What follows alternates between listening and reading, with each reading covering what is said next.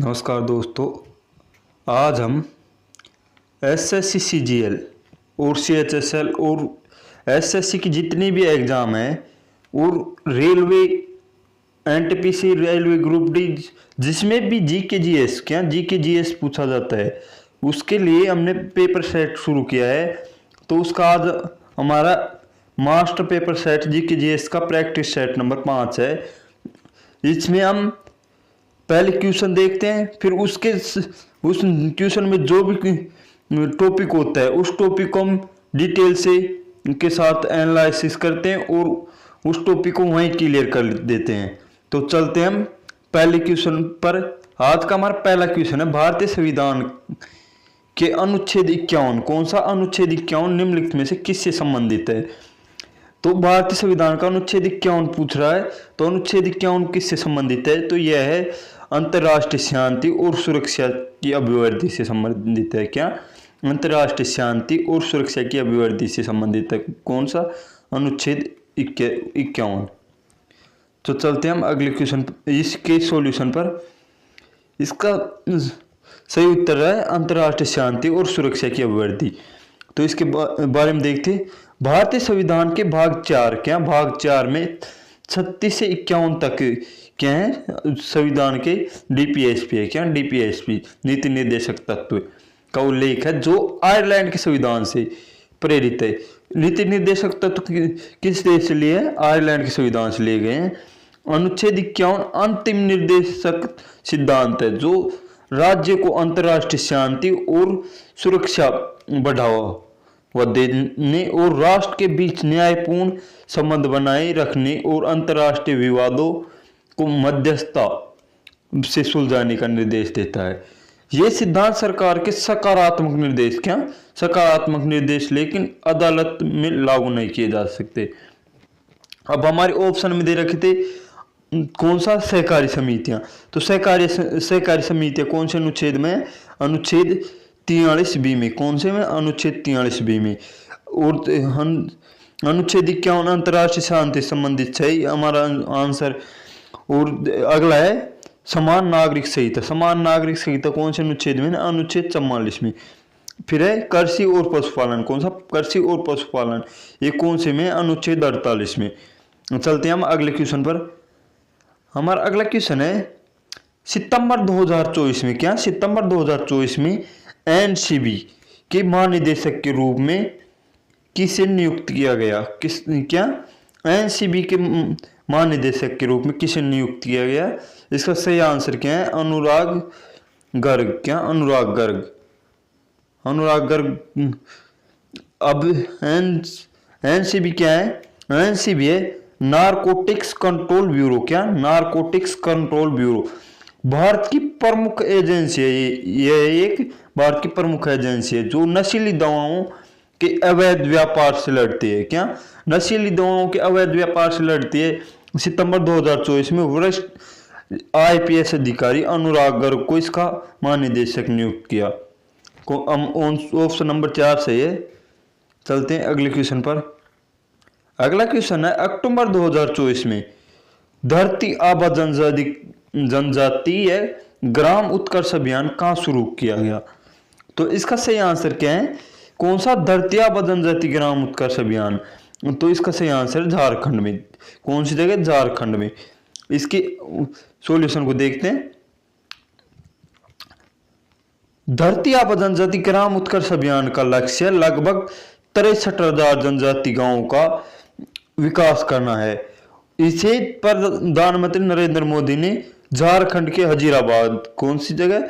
हजीराबाद से लॉन्च किया। धरती आबा भगवान बिरसा मुंडा भगवान बिरसा मुंडा को कहा जाता था। धरती आबा। तो अब हम देखते हैं इससे संबंधित। अब ये तो धरती आबा जनजाति ग्राम अभियान है, और अब हम देखते हैं कौन अन्य राज्यों ने कौन कौन से अभियान चला रखे वर्तमान में, ये देखते हैं। तो देखते हैं हम। अब हम देखते हैं केंद्र सरकार के अभियान देखते हैं। केंद्र सरकार के प्रमुख अभियान। पहला कौन सा है? धरती आबा जनजातीय ग्राम उत्कर्ष अभियान। कौन सा? धरती आबा जनजातीय ग्राम उत्कर्ष अभियान। ये है लॉन्च हजीराबाद झारखंड से किया। इसमें लक्ष्य है 63,000 जनजाति गांवों का समग्र विकास करना। क्या? 63,000 जनजातियों का समग्र विकास करना। चलते हैं अगला देखते हैं। पीएम जनमन। क्या? पीएम जनमन। यह है खूंटी झारखंड से। कौन सी जगह? खूंटी झारखंड से जनजातीय गौरव दिवस पर। कब? जनजातीय गौरव दिवस पर।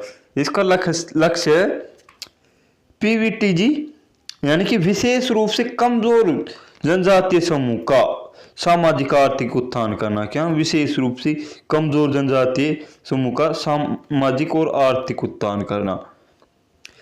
अगला है सिकल सेल एनीमिया उन्मूलन मिशन 2047। यह लॉन्च कहाँ से किया है? शहडोल मध्य प्रदेश से। कौन सी जगह? शहडोल मध्य प्रदेश से।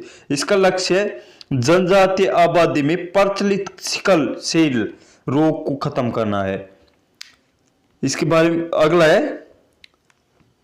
राज्यों के देखते हैं हम। क्या? राज्यों के।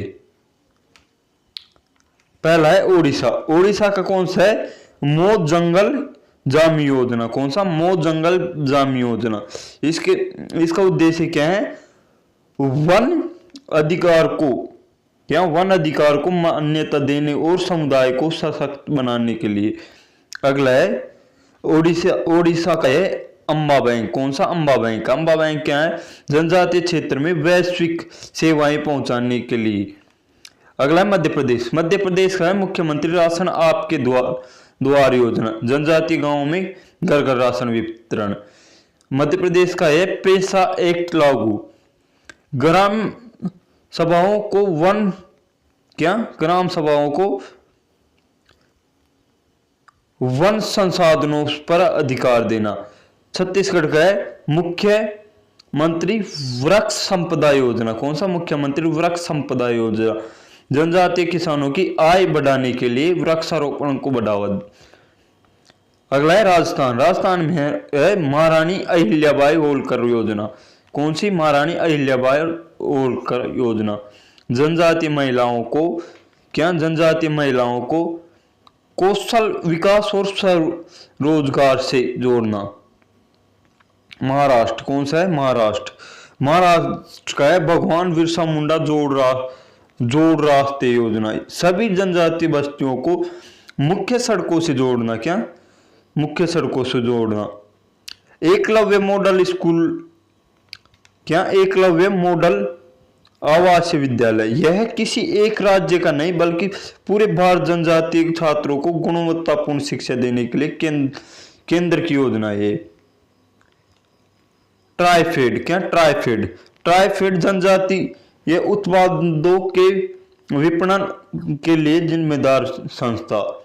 आदि महोत्सव। क्या? आदि महोत्सव जनजातीय संस्कृति और शिल्प को प्रदर्शित करने वाला वार्षिक उत्सव है। क्या? वार्षिक उत्सव है। चलते हम अगले क्वेश्चन पर। अगला क्वेश्चन है हमारा विश्व प्रतिस्पर्धा सूचकांक 2024। क्या? विश्व प्रतिस्पर्धा सूचकांक 2024 में भारत का स्थान कौन सा है? तो इसका सही आंसर है ऑप्शन नंबर 4 39वां। कौन सा? 39वां। MID द्वारा जारी इस सूचकांक में भारत 2024 में 39वें स्थान पर रहा। यह सूचकांक देश की निवेश आकर्षित करने और विकास करने की क्षमता को मापता है।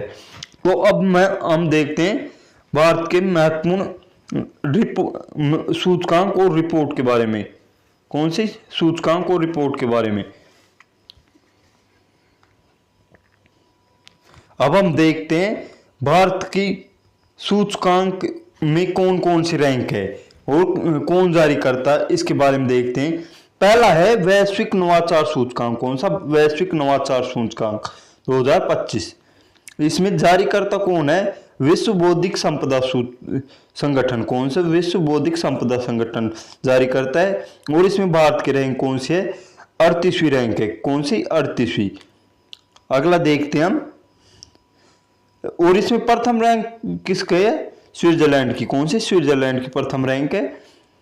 अगले है वैश्विक भूख सूचकांक 2025। कौन सी? वैश्विक भूख सूचकांक 2025 जारी कौन करता है? वेट हंगर, क्या? वेट हंगर हाइल्स, क्या? वेट हंगर हाइल्स और कनर्सन वर्ल्ड वाइड। कौन? कर्ल्ड Worldwide, Concern Worldwide. इसमें भारत की रैंक 102वीं है। कौन सी? भारत की रैंक है 102वीं। और इसमें प्रथम स्थान किसका है? बेलारूस का। शीर्ष देशों बेलारूस का है। अगली है विश्व प्रेस स्वतंत्रता सूचकांक। क्या? विश्व प्रेस स्वतंत्रता सूचकांक 2025 जारीकर्ता कौन है? Reporters Without Borders. क्या? Reporters Without Border, RSF। क्या? RSF। इसमें भारत की रैंक 151वीं है। 151 को कैसे याद रखेंगे? याद रखने की ट्रिक है, हमारे प्रेस पत्रकार होते हैं ना, उनको कोई बढ़िया न्यूज दिखाने के लिए हम उनको 101 रुपए का शगुन देते हैं। क्या? 151 रुपए का शगुन देते हैं। कितने का? 151 का। प्रथम देश है नॉर्वे। कौन सा? नॉर्वे। अगली है मानव विकास सूचकांक। कौन सी? मानव विकास सूचकांक 2025 HDI जारी कौन करता है? संयुक्त राष्ट्र विकास कार्यक्रम। कौन सा? संयुक्त राष्ट्र विकास कार्यक्रम UNDP। भारत की रैंक है 130वीं। कौन सी? 130वीं। और प्रथम स्थान किसका है? आइसलैंड का। आइसलैंड का प्रथम स्थान है। अगले है विश्व खुशहाली रिपोर्ट 2025। कौन सी? विश्व खुशहाली रिपोर्ट 2025। इसको जारी कौन करता है? संयुक्त राष्ट्र सतत कौन? संयुक्त विकास सतत नेटवर्क। भारत की रैंक है 118वीं। और प्रथम स्थान कौन सा? फिनलैंड। कौन? फिनलैंड। अगली है वैश्विक शांति सूचकांक। कौन सा? वैश्विक शांति सूचकांक 2025 जारी कौन करता है? Institute for Economics and Peace. कौन सी? Institute for Economics Peace and Peace. Bharat की रैंक है 115वीं। इसमें भारत की रैंक 115वीं। और प्रथम स्थान पर कौन सा है? आइसलैंड। कौन सा? आइसलैंड। देखते हैं अगली हेनले पासपोर्ट इंडेक्स। कौन सी? Henley passport index 2025। इसको जारी कौन करता है? Henley and Partners. कौन? Henley and Partners. भारत की रैंक 85वीं है। कौन सी? भारत की रैंक 85वीं है। प्रथम स्थान कौन है? सिंगापुर। अगली है वैश्विक लैंगिक अंतराल सूचकांक 2025। कौन सी? वैश्विक लैंगिक अंतराल सूचकांक 2025। इसे जारी कौन करता है? विश्व आर्थिक मंच जिसे जारी करता है। कौन? विश्व आर्थिक मंच। और भारत की रैंक है 131वीं। कौन सी? 131वीं। प्रथम स्थान पर कौन है? आइसलैंड। प्रथम स्थान पर आइसलैंड है। अगली है वैश्विक प्रतिस्पर्धात्मकता सूचकांक 2025। इसमें जारी कौन करता है? प्रबंधन विकास संस्थान। कौन सा? प्रबंधन विकास संस्थान। भारत की रैंक 39वीं है। कौन सी? भारत की रैंक 39वीं है। प्रथम स्थान सिंगापुर। कौन? सिंगापुर है। और वैश्विक सैन्य शक्ति सूचकांक। कौन सा? वैश्विक सैन्य शक्ति सूचकांक 2025 जारी करता कौन सा है? Global Firepower. कौन? Global Firepower. भारत की रैंक है 4थी। सैन्य शक्ति में भारत कौन सी है? 4थी। और प्रथम स्थान पर कौन सा है? अमेरिका। कौन? USA। तो चलते हैं हम अगले क्वेश्चन पर। अगला क्वेश्चन है हमारा question number 5 State of the World Children. कौन? State of the World Children 2024 report किसके द्वारा प्रकाशित की गई? तो इसका सही आंसर क्या है? इसका सही आंसर है यूनिसेफ। कौन? यूनिसेफ। यूनिसेफ हर साल यह रिपोर्ट जारी करता है। 2024 की रिपोर्ट जलवायु परिवर्तन और तकनीक के बच्चों पर पड़ने वाले असर को दिखाती है। क्या? जलवायु परिवर्तन को दिखाती है और तकनीकी कि बच्चों पर पड़ने वाले असर को दिखाती है। यूनिसेफ बच्चों के अधिकारों के लिए, है ना, और विश्व बैंक वर्ल्ड डेवलपमेंट रिपोर्ट के लिए है। चलते अगले क्वेश्चन पर। अगला क्वेश्चन है, पश्चिमी घाट में खोजी गई प्रजाति, क्या पश्चिमी घाट में खोजी गई प्रजाति एलोग्राफ इफ्यूसोरेडिका, इफ्यूसोरेडिका क्या है? तो यह एक क्या है? लाइकेन है। क्या लाइकेन है। पश्चिमी घाट पर एक हॉटस्पॉट है जहां हाल ही में लाइकेन की नई प्रजाति खोजी गई है। लाइकेन वायु प्रदूषण के प्राकृतिक संकेतक हैं। तो अब इसमें आया है क्या? पश्चिमी घाट। तो पश्चिमी घाट, पूर्वी घाट और इनमें कौन कौन सी पहाड़ियां हैं ये देख लेते हैं हम। देखते हैं। अभी हमारा क्वेश्चन पूछा था लाइकेन, तो हम देखते हैं इस क्वेश्चन की पूरी एक्स्ट्रा फैक्ट सहित पूरा सॉल्यूशन देखते हैं। पहला है लाइकेन। लाइकेन क्या है? लाइकेन कोई एक अकेला पौधा नहीं, बल्कि यह दो अलग अलग जीवों का सहजीवी संबंध है। इसमें कवक और शैवाल एक साथ रहते हैं। अब इनके काम का बंटवारा कैसे होता है? शैवाल तो खाना बनाता है। क्या? शैवाल तो खाना बनाता है। किसकी सहायता से? प्रकाश संश्लेषण की सहायता से।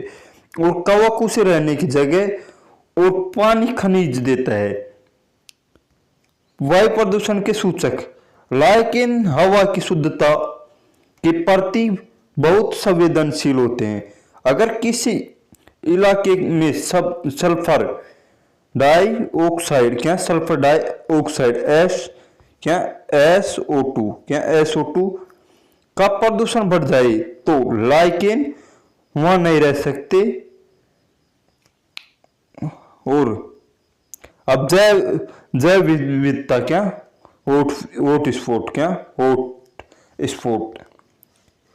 हॉटस्पॉट उन क्षेत्रों को कहा जाता है जहां जैव विविधता, पेड़ पौधों और जीव जंतु बहुत अधिक होते हैं, लेकिन उन पर खतरे के बादल भी मंडरा रहे होते हैं। किसी क्षेत्र को हॉटस्पॉट घोषित करने के लिए दो शर्तें होती है। पहली होती है वह कम से कम क्या 1500 स्थानिक प्रजातियां होनी चाहिए, ऐसी प्रजातियां जो दुनिया में कहीं और न मिले। और दूसरा है उस क्षेत्र का 70% मूल निवास स्थान नष्ट हो चुका हो। अब भारत में 4 महत्वपूर्ण हॉटस्पॉट चार हॉटस्पॉट है, वो देखते हैं। पहला है पश्चिमी घाट। कौन सा? पश्चिमी घाट, जो हमारे क्वेश्चन में आया है। दूसरा है हिमालयन, क्या हिमालय। और तीसरा है इंडो वर्मा क्षेत्र, क्या इंडो वर्मा क्षेत्र। भारत और म्यांमार वाले क्षेत्र को इंडो वर्मा क्षेत्र कहते हैं। और सुडालैंड, कौन सा? सुडालैंड, जो निकोबार द्वीप समूह वाला हिस्सा है उसे सुडालैंड कहते हैं। इसके बारे में पश्चिमी घाट बनाम पूर्वी घाट। अब पश्चिमी घाट और पूर्वी घाट की तुलना देखते हैं। पश्चिमी घाट को तो सह्याद्री कहते हैं अन्य नाम, और पूर्वी घाट को महेंद्रगिरी कहते हैं, क्या महेंद्रगिरी। फिर पश्चिमी घाट यह निरंतर पर्वतीय श्रृंखला है, क्या एक निरंतर पर्वतीय श्रृंखला है, केवल दर्रों से पार किया जा सकता है इसको। और यह कटाफटा और अनियमित है। कौन सा? दक्षिणी पूर्वी घाट कटाफटा और अनियमित नदियों द्वारा विक्षेपित। इसकी औसत ऊंचाई 900 से 1600 मीटर है, अधिक ऊंचा है। और पूर्वी घाट की औसत ऊंचाई 600 मीटर। यहाँ वर्षा बहुत अधिक वर्षा होती है, क्या पश्चिमी घाट में। और यहाँ पश्चिमी घाट की तुलना में कम वर्षा होती है। अब हम भारत का नक्शा है ना इस प्रकार।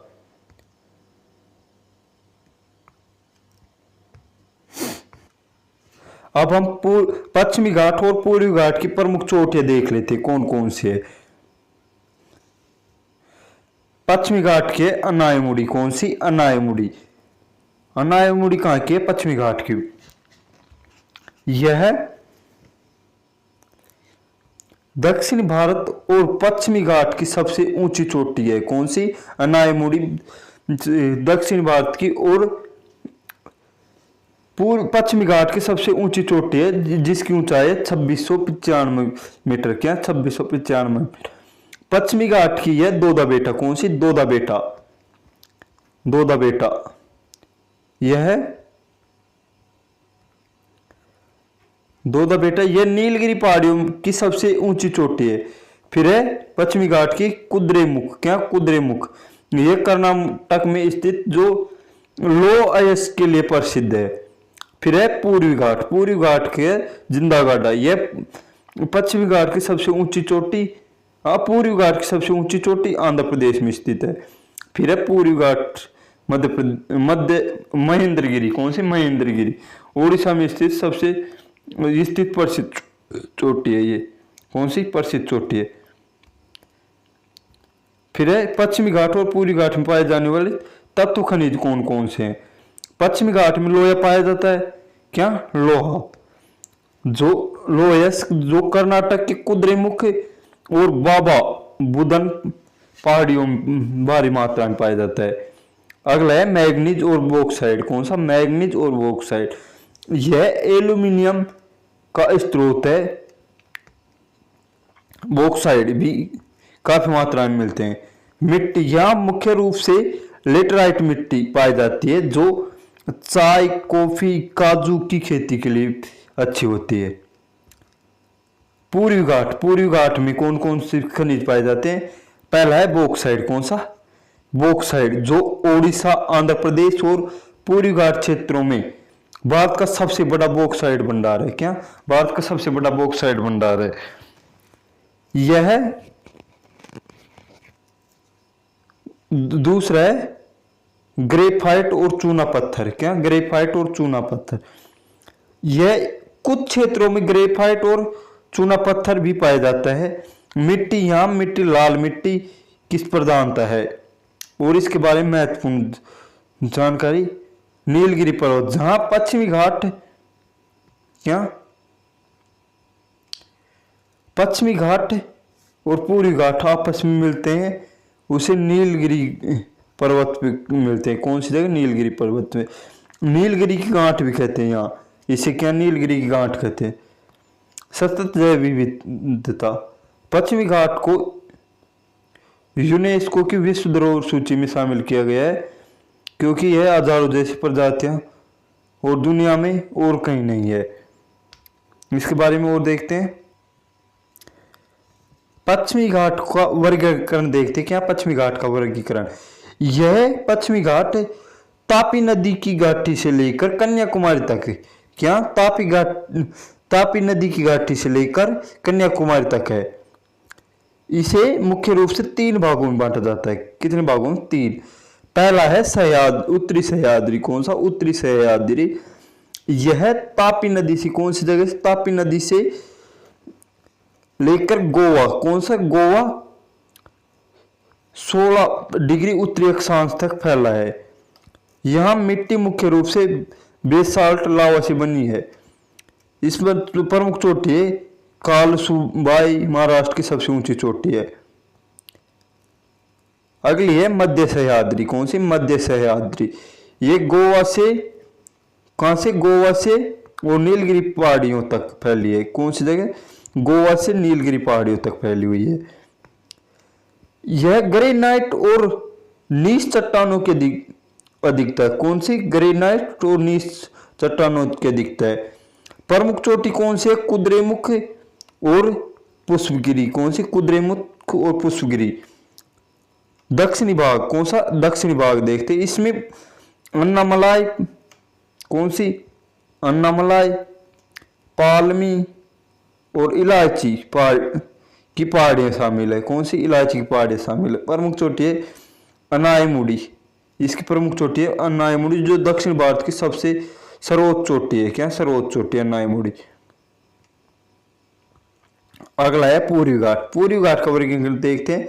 पूर्वी घाट पश्चिमी घाट की तुलना में निरंतर नहीं है क्योंकि गोदावरी, कृष्णा और कावेरी जैसी नदियां इसे कौन कौन सी नदियां हैं?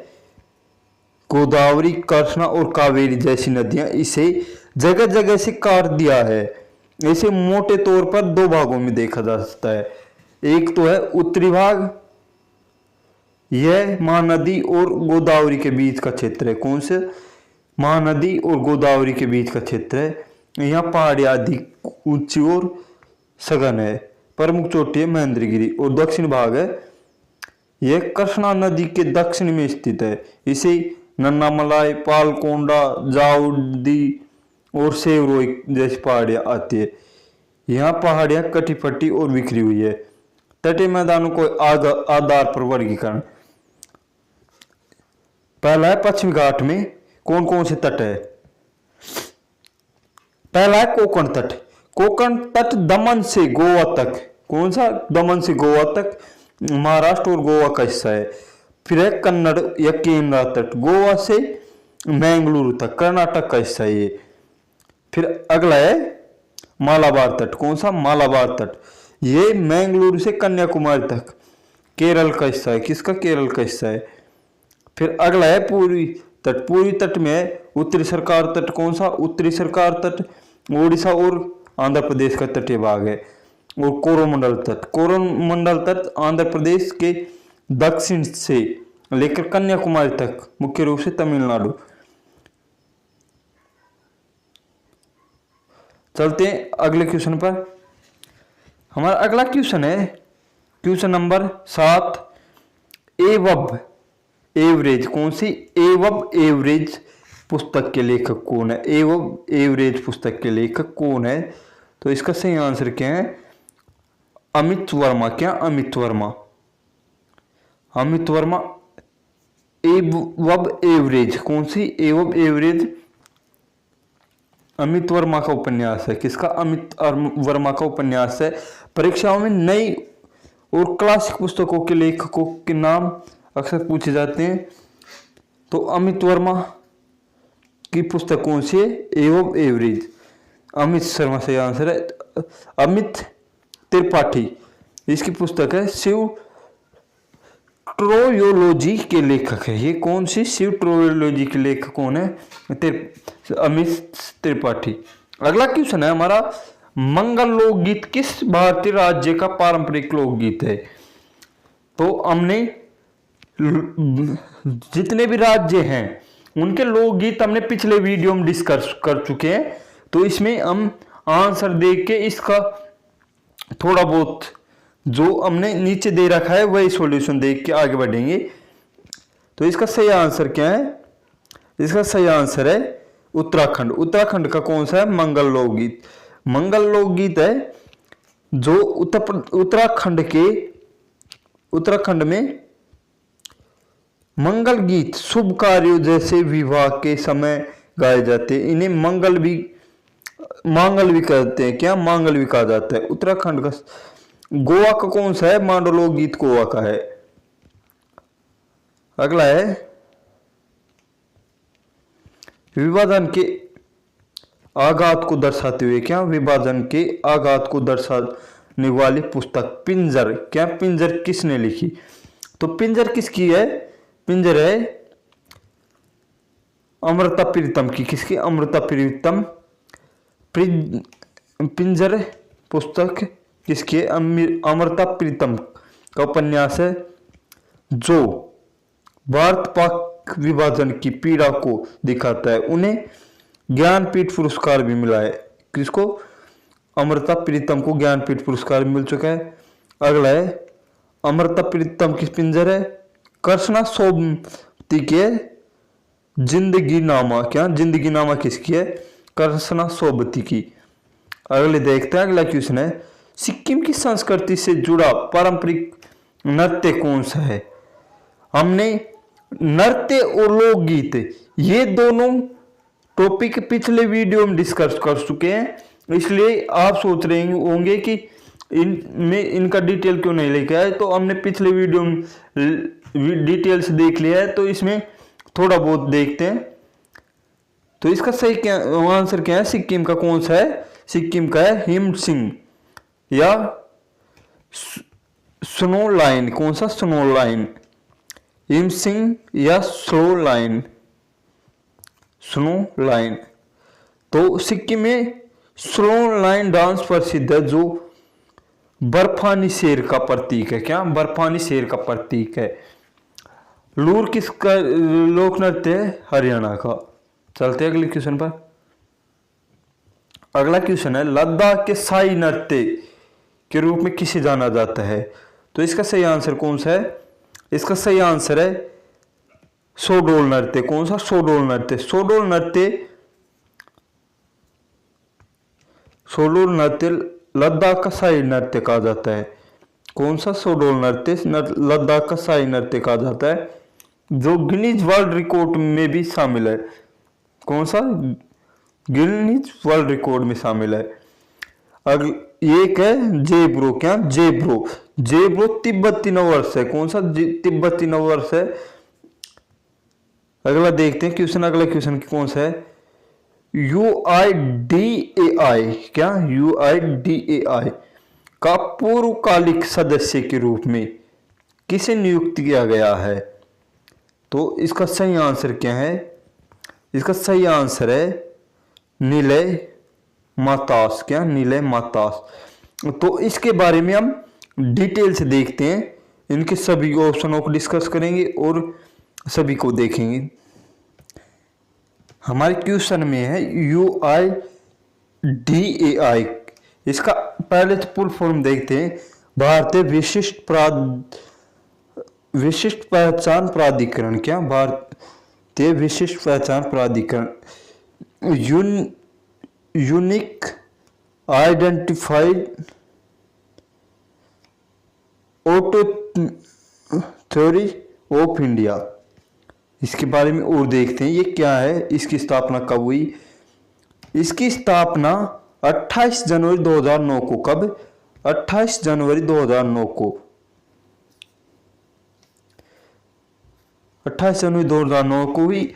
आधार अधिनियम, इसे आधार अधिनियम 2016 के तहत संवैधानिक निकाय बनाया गया। इस मंत्रालय यह इलेक्ट्रॉनिक और सूचना प्रौद्योगिकी मंत्रालय के अंतर्गत आता है। कौन से मंत्रालय के? इलेक्ट्रॉनिक और सूचना प्रौद्योगिकी मंत्रालय के अंतर्गत आता है। इसका मुख्यालय नई दिल्ली में। इसका मुख्यालय नई दिल्ली में है।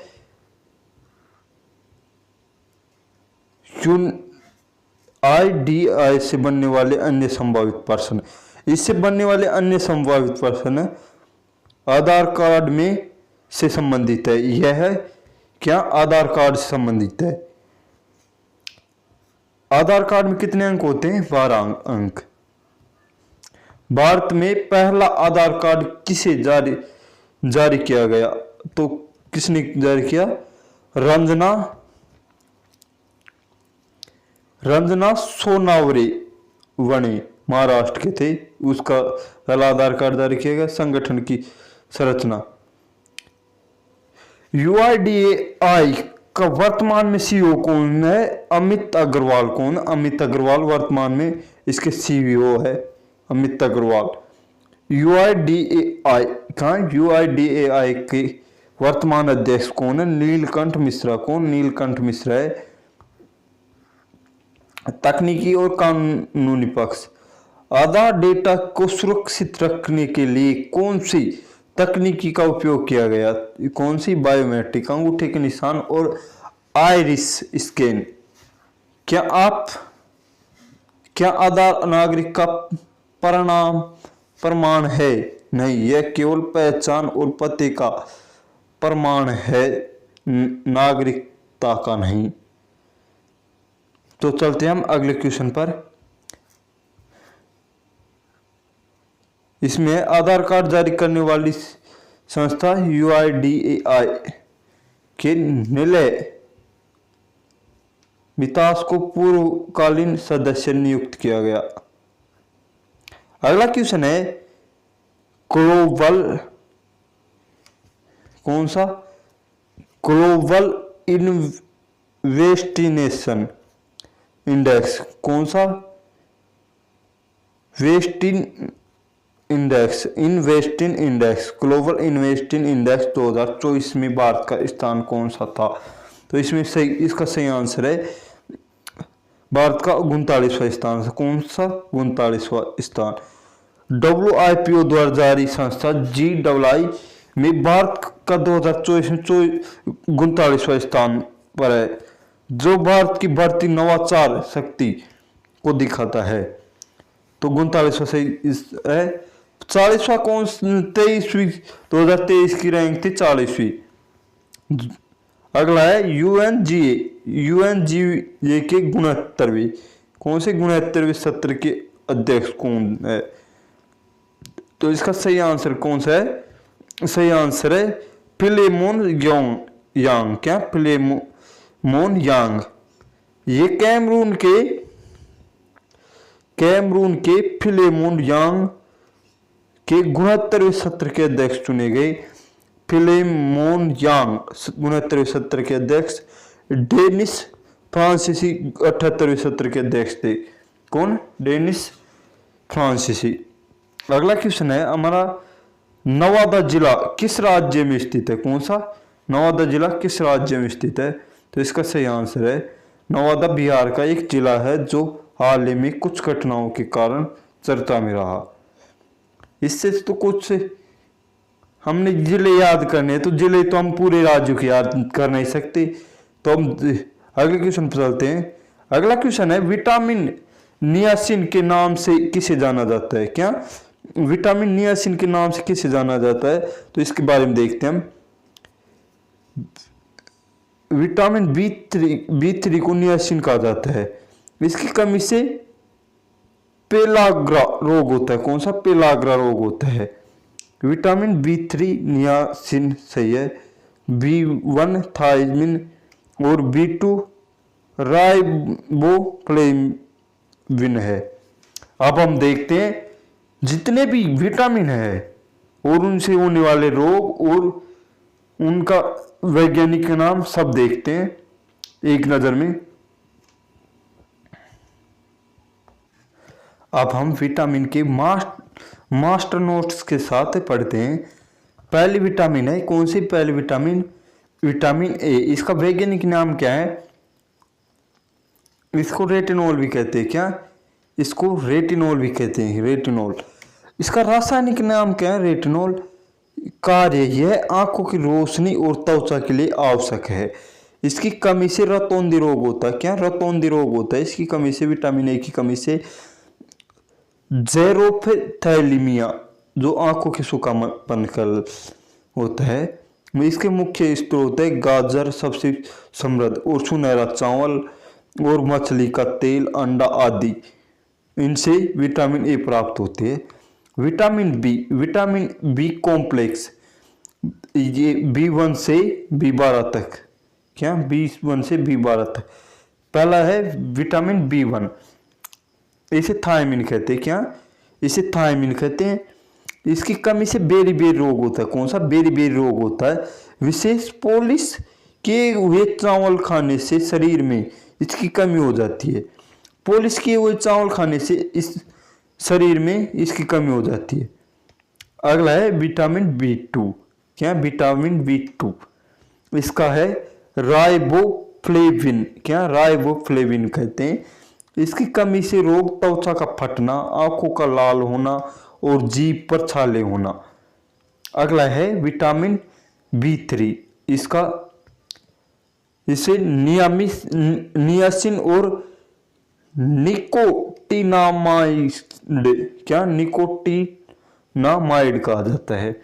इसकी कमी से रोग, पेलाग्रा 4D सिंड्रोम, मंदबुद्धि होना, है ना। विटामिन B5 यह है पेटोथेनिक एसिड। क्या? पेटोथेनिक एसिड। इसकी कमी से रोग, इसकी कमी से कौन कौन से रोग होते हैं? बाल सफेद होना, पैरों में जलन होना। विटामिन B6 है पायरियोडोक्सिन। क्या? इसे पायरियोडोक्सिन कहते हैं। इसकी कमी से एनीमिया रोग होता है, खून की कमी, त्वचा रोग होता है। और अगला है विटामिन B7। क्या? Vitamin B7 biotin. क्या? विटामिन B7 को बायोटिन कहते हैं। विशेष इसे विटामिन H भी कहा जाता है। इसकी कमी से बाल झड़ने लगते हैं। क्या? इसकी कमी से बाल झड़ने लगते हैं।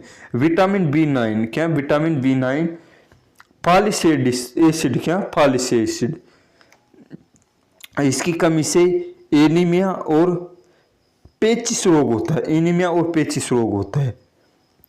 अगला है विटामिन B12। विटामिन B12 है साइनोकोवालामिन, क्या? साइनोकोवालामिन, कमी से रोग घातक एनीमिया होता है। क्या? घातक एनीमिया। विशेष, इसे कोबाल्ट धातु पाई जाती है। इसमें कोबाल्ट धातु पाई जाती है। यह केवल मांसाहारी भोजन और दूध में मिलता है। क्या? मांसाहारी भोजन और दूध में मिलता है। विटामिन C, क्या? विटामिन C एस्कोर्बिक एसिड, क्या? एस्कोर्बिक एसिड, रासायनिक नाम एस्कोर्बिक एसिड है। इसका कार्य घाव भरने और मसूड़ों को स्वस्थ रखने में सहायक है। कौन सा? Vitamin C। कमी से रोग स्कर्वी, मसूड़ों में खून आना। और इसके मुख्य स्रोत क्या है? आंवला और संतरा, नींबू। आंवला, संतरा और नींबू। यह शरीर में स्टोर नहीं होता, पेशाब के साथ निकल जाता है। Vitamin D। विटामिन D है कैल्सीफेरोल, क्या? कैल्सीफेरोल, रासायनिक नाम है कैल्सीफेरोल। इसका रासायनिक क्या नाम है? कैल्सीफेरोल। कार्य हड्डियों को मजबूती देना और कैल्शियम अवशोषण। कमी से रोग कौन से होते हैं? रिकेटस बच्चों में। ओस्टियोमेलेशिया, क्या? ओस्टियोमेलेशिया वयस्कों में होता है। इसके मुख्य स्रोत क्या है? यह है सूर्य की रोशनी, मछली के यकृत का तेल और विशेष से सनसाइट विटामिन और हार्मोन भी कहा जाता है। Vitamin E। विटामिन A को टेकोफेरोल कहा जाता है। क्या? इसका वैज्ञानिक नाम क्या है? टेकोफेरोल। टेकोफेरोल इसका वैज्ञानिक नाम है। कार्य त्वचा से निखार और प्रजनन क्षमता बढ़ाना। कमी से रोग जनन शक्ति का कम होना, समय से पहले बुढ़ापा आना, ये इसके रोग है। विशेष इसे बेयूट विटामिन भी कहा जाता है। क्या? बेयूट विटामिन भी कहा जाता है। विटामिन K फिलिकोनोन, क्या? फिलिकोनोन, रासायनिक नाम है फिलिकोनोन। इसका कार्य है रक्त का थक्का बनाने में मदद करना। क्या? रक्त का थक्का बनाने में मदद करना। कमी से रोग, रक्त का थक्का न जमना, चोट लगने पर खून बहना बंद नहीं होता। मुख्य रूप से हमें हरी सब्जी और गोभी से मिलता है ये विटामिन K। याद करने की छोटी सी ट्रिक देखते हैं हम इनमें। क्या? याद करने की छोटी छोटी ट्रिक देखते हैं। वसा में घुलनशील, वसा में घुलनशील विटामिन कौन कौन सी है? तो इसका आंसर क्या है? ट्रिक क्या है? कीड़ा, KEDA, क्या? KEDA, कीड़ा। कीड़ा, ये सभी विटामिन वसा में घुलनशील है। कौन सी? KEDA, ये सभी विटामिन किस में घुलनशील है? वसा में। फिर जल में घुलनशील कौन कौन से? B, C। ओनली B और C विटामिन जल में घुलनशील है और सभी KEDA, कीड़ा, वसा में घुलनशील है। B कॉम्प्लेक्स की ट्रिक, थोड़ा न्यू पेट पर वसा। क्या? थोड़ा न्यू पेट पर वसा। विटामिन A है थायमिन, थोड़ा से थायमिन। विटामिन B2 है रासे राइबोसोम। क्या? राइबोसोम। न्यू से है नियासिन। पेंट से पेटोथिक। वो अगला है पर से है पारियोडोक्सिन। क्या? पारियोडोक्सिन। विटामिन B7 है, वैसे है बायोटिन। और B12 है साइनोकोबालामिन। कहाँ है? साइनोकोबालामिन। चलते हैं अगले क्वेश्चन पर। अगला क्वेश्चन हमारा क्वेश्चन नंबर 17। हड़प्पा स्थल राखी गढ़ी किस राज्य में स्थित है? तो राखी गढ़ी कौन से राज्य में स्थित है? हरियाणा में। कौन सी जगह? हरियाणा में। राखी गढ़ी हरियाणा के हिसार में स्थित है। कौन सी जगह? हरियाणा के हिसार में स्थित है। भारत का सबसे बड़ा हड़प्पा स्थल माना जाता है। क्या भारत का सबसे बड़ा हड़प्पा स्थल माना जाता है? हरियाणा में है राखी गढ़ी, राजस्थान में कालीबंगा और गुजरात में लोथल। ये तीनों देख ली। अब चलते हैं अगले क्वेश्चन पर। अगला क्वेश्चन है, ये आया है हड़प्पा स्थल। तो अब हड़प्पा सभ्यता के बारे में हम थोड़ा सा देख लेते हैं। क्या हड़प्पा के यहां पूछा गया है हड़प्पा, तो हड़प्पा की महत्वपूर्ण तथ्य देखते हैं हम। हड़प्पा का सामान्य विस्तार देखते हैं पहले। काल निर्माण, रेडियो कार्बन डेटिंग के अनुसार इसका मुख्य काल 2500 से 1700 ईसा पूर्व माना जाता है। इसका नामकरण सिंधु घाटी सभ्यता और पहली बार खोजा गया शहर के कारण हड़प्पा सभ्यता भी कहते हैं। यह कांस्य युगीन सभ्यता थी। भौगोलिक विस्तार, इसका भौगोलिक विस्तार कहाँ कहाँ है? उत्तर में है मांडा। क्या उत्तर में? तो मांडा। फिर दक्षिण में चले जाते हैं हम। दक्षिण में दैमाबाद, दक्षिण में है दैमाबाद और पूर्व में है आलमगीरपुर, पूर्व में आलमगीरपुर यूपी में। वो पश्चिम में है सुतका गेडोर। क्या? सुतका गेडोर पाकिस्तान में। उत्तर में है मांडा, दक्षिण में है दैमाबाद महाराष्ट्र में, और पूर्व में है आलमगीरपुर और पश्चिम में है सुतका गेडोर। क्या? सुतका गेडोर। और देखते हैं इसका पूरी सभ्यता का आकार त्रिभुजाकार है। क्या?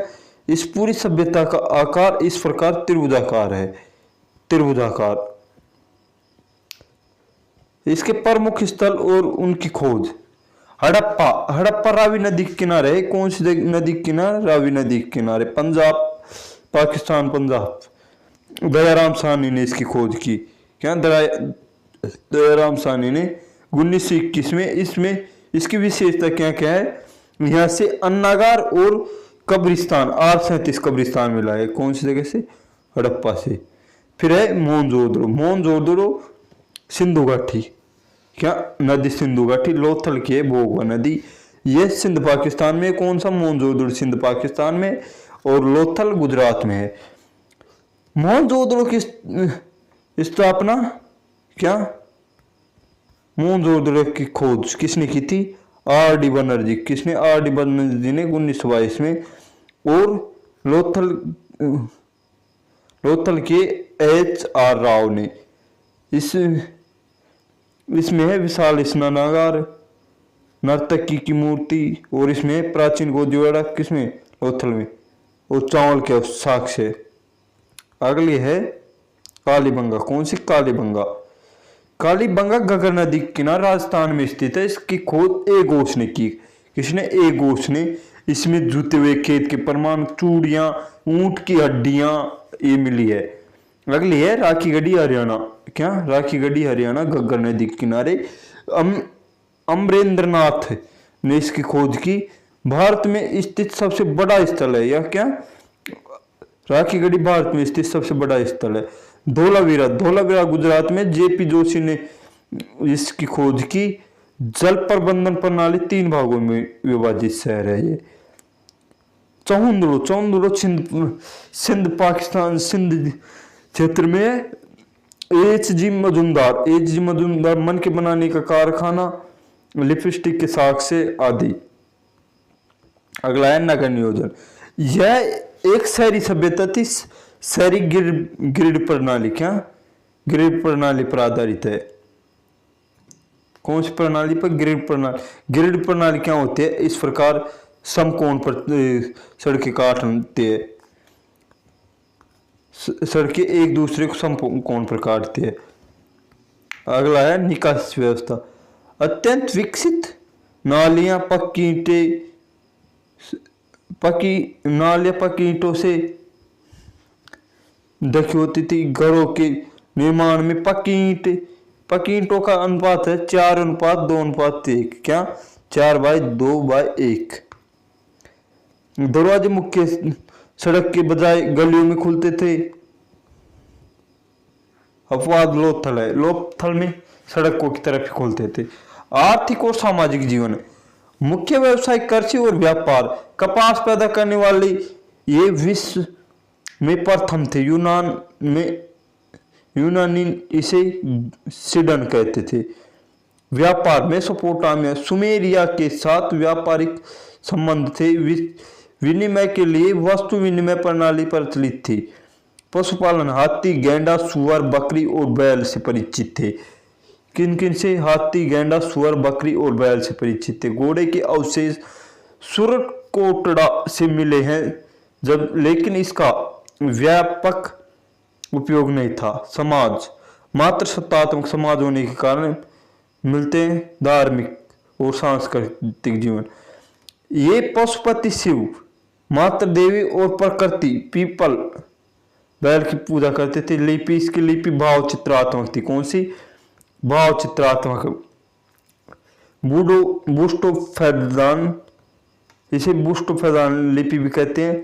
भाव चित्रात्मक बुस्टोफेदान लिपि जिसे अभी तक पढ़ा नहीं गया।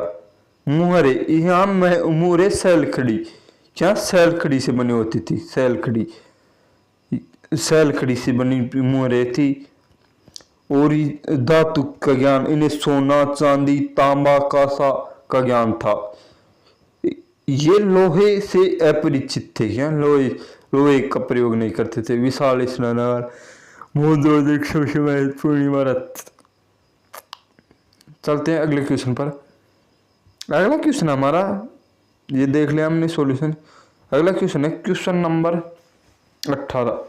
किसने जिल्द ए इलाही की उपाधि ली? क्या जिल्द ए इलाही की उपाधि ली? तो इसका सही आंसर क्या है? इसका सही आंसर है बलबन ने। किसने? बलबन ने राजस्व के दैवीय सिद्धांत का प्रतिपादन किया और ईश्वर की छाया जिल्द ए इलाही की उपाधि ली। बलबन सही है। इल्तुतमिश 40 दल का गठन किया। किसने? इल्तुतमिश ने 40 दल का गठन किया। इसके बारे में हम और देखते हैं। गयासुद्दीन बलबन ने राजस्व के दैवीय सिद्धांत का प्रतिपादन किया। कौन से सिद्धांत का? दैवीय सिद्धांत का प्रतिपादन किया। उसका मानना था कि सुल्तान ईश्वर की छाया है। क्या? सुल्तान है ना, राजा, जो ईश्वर की छाया है। ये बलवान राजा को खुद को ईश्वर की छाया मानता था। किसकी? ईश्वर की छाया। उसने विद्रोही तो को कुचलने के लिए लौह रक्त की, क्या? विद्रोहियों को कुचलने के लिए लौह रक्त की नीति अपनाई। उसने प्रसिद्ध पारसी त्योहार नवरोज, क्या? नवरोज का भी शुरू किया। इसमें इल्तुतमिश ने 40 दल का गठन किया और बलवान ने जिल्द ए इलाही चलाया और अलाउद्दीन ने दाग और ओलिया प्रथा शुरू की। क्या? दाग और ओलिया प्रथा शुरू की। अगला क्वेश्चन है question number 19। Pitt's India act, कौन सा? पिट्स इंडिया एक्ट किस वर्ष पारित किया गया? तो इसका सही आंसर है कौन से वक्त? 1784 में। कद? 1784 में। 1784 में पिट्स इंडिया एक्ट एक कंपनी के मामलों पर ब्रिटिश सरकार के नियंत्रण को बढ़ाने के लिए लाया गया था। इसने लंदन के बोर्ड ऑफ कंट्रोल की स्थापना की। यह 1773 में रेगुलेटिंग एक्ट की कमियों को दूर करने का प्रयास था। 1733 का रेगुलेटिंग एक्ट। कब? 1773 में रेगुलेटिंग एक्ट। 1784 में पिट्स इंडिया एक्ट और 1813 में कंपनी का एकाधिकार आंशिक रूप से समाप्त। अगला क्वेश्चन है स्वतंत्र भारत के प्रथम कानूनी मंत्री कौन थे? क्या? स्वतंत्र भारत के प्रथम कानूनी मंत्री कौन थे? तो इसका सही आंसर कौन सा है? इसका सही आंसर है डॉक्टर बी आर अम्बेडकर। कौन? Doctor B R Ambedkar. Bhimrao Ambedkar Nehru के पहले मंत्रिमंडल के कानूनी मंत्री थे। वह संविधान के मसौदा समिति के अध्यक्ष भी थे। मौलाना आजाद पहले शिक्षा मंत्री थे और सरदार पटेल पहले गृह मंत्री थे। तो इसमें सरदार पटेल गृह मंत्री, आजाद शिक्षा मंत्री, अंबेडकर कानून मंत्री और नेहरू जी पीएम थे। अगला क्वेश्चन है, अभी इस क्वेश्चन के और भी ज्यादा डिटेल हम इसके जो कम्युनिटी पोस्ट है उसके अंदर देखेंगे। कम्युनिटी पोस्ट हम डेली डालते हैं, उसमें एक क्वेश्चन महत्वपूर्ण होगा तो इसको हम उस कम्युनिटी में देखेंगे। भारतीय अंतरिक्ष अनुसंधान संस्थान कौन सा? भारतीय अंतरिक्ष अनुसंधान संस्थान इसरो का मुख्यालय कहाँ स्थित है? तो इसरो का मुख्यालय कहाँ स्थित है? इसका मुख्यालय बेंगलुरु में, बेंगलुरु में इसरो का मुख्यालय स्थित है। इसरो की स्थापना 15 अगस्त 1969 को हुई। इसका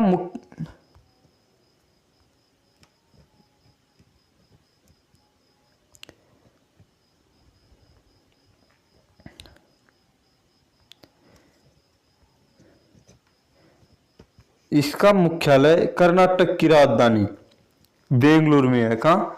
कर्नाटक की राजधानी बेंगलुरु में है। वर्तमान में इसके अध्यक्ष एस सोमनाथ है। कौन? एस सोमनाथ इसके वर्तमान में अध्यक्ष है।